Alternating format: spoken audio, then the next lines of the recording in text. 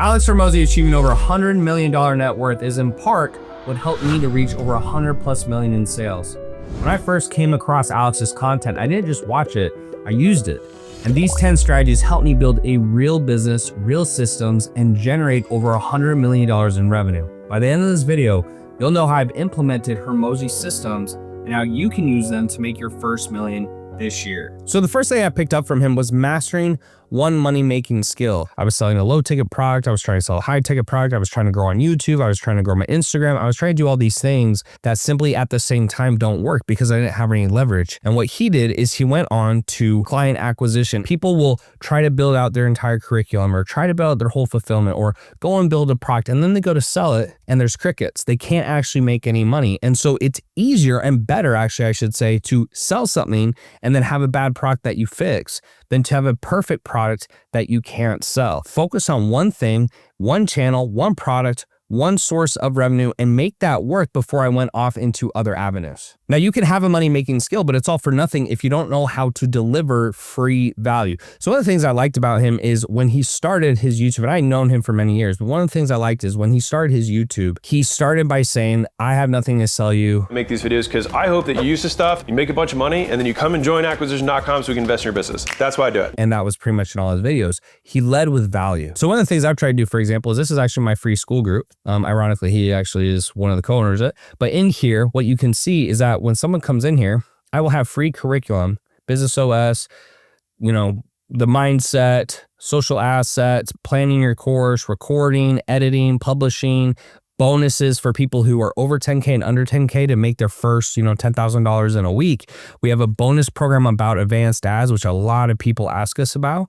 And then what I do is it's a little bit teaser to, hey, here, come into my paid stuff. But I lead with free stuff. And one of the things I want to always hear, and I actually heard this on a call the other day, is, Tanner, your free stuff's better than other people's paid stuff. That's what you're going for. Because what I used to think is, hey, let me just give my best stuff behind paywalls.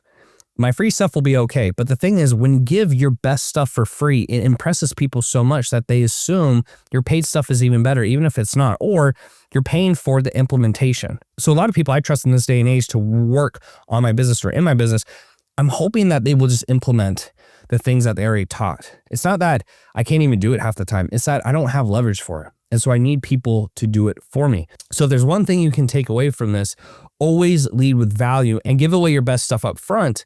And that builds a lot of trust, and then you can monetize on the back end. Now, giving away free value is great, but you have to have a strategy to convert those leads into high value customers. And the way you do that is with a high value offer. So when I started in fitness, I had a $3,200 4-month program for fitness, for nutrition, getting in shape, etc. When you look at Hormozi, one of the things I really was impressed by is he had a $16,000, I believe, to $32,000 program in his company named Gym Launch. And they would get people in there, they could get them a lot of revenue in 30 days, and they absolutely printed cash. So I thought, man, instead of trying to sell this $47 program into the fitness niche, let me go ahead and package together a 16 or 20,000 or 48,000 program to higher level customers. And now actually most of my price points are in the 16,000 range, the $48,000 range. We actually have a $98,000 program. And the benefit is you only need a couple of good clients to make millions of dollars.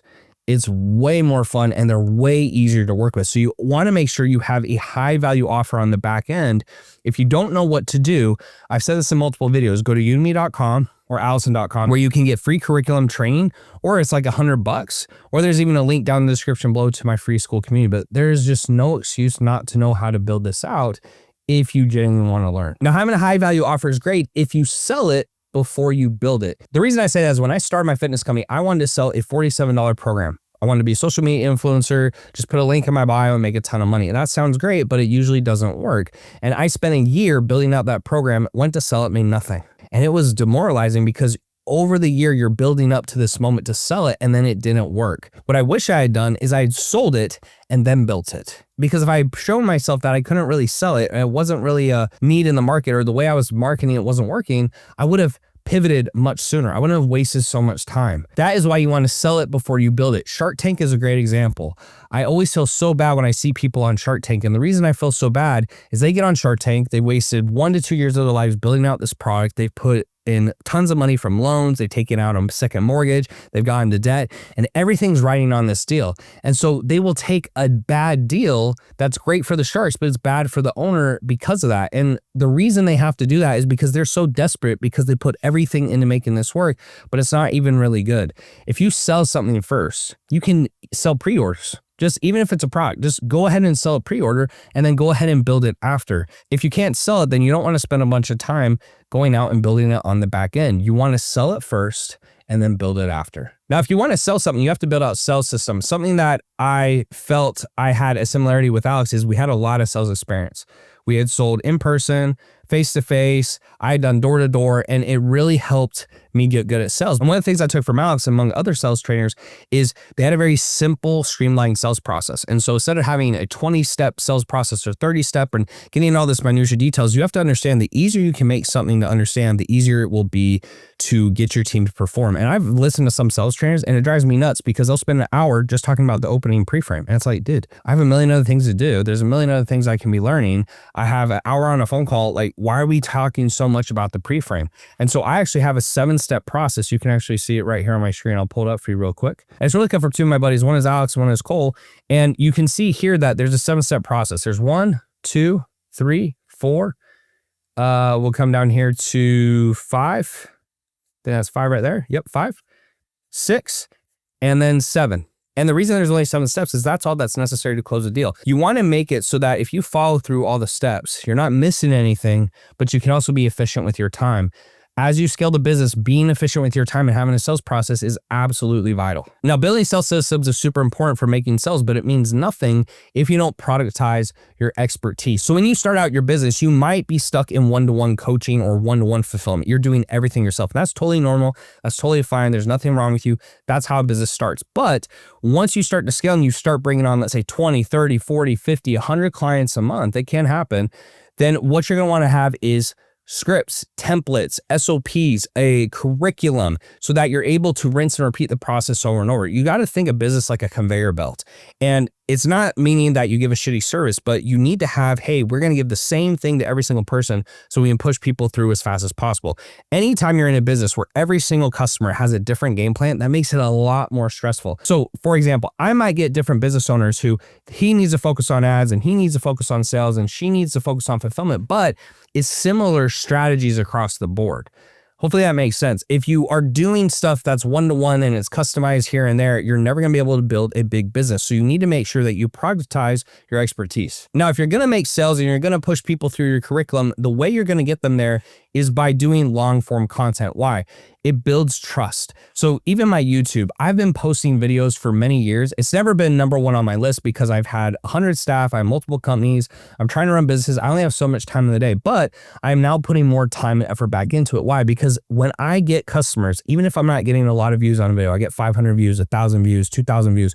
What I will hear is, man, dude, I really love your videos. There's so much value. There's so much content. And it may not be for the average person, but for the people I'm trying to attract, they are definitely building a lot of trust through these videos. And so you want to do a lot of long form content because your best customers, your best leads are going to come from YouTube versus any other channel. Sure, you can make a lot of sales on Instagram. Sure, you can do it on Facebook or TikTok, etc.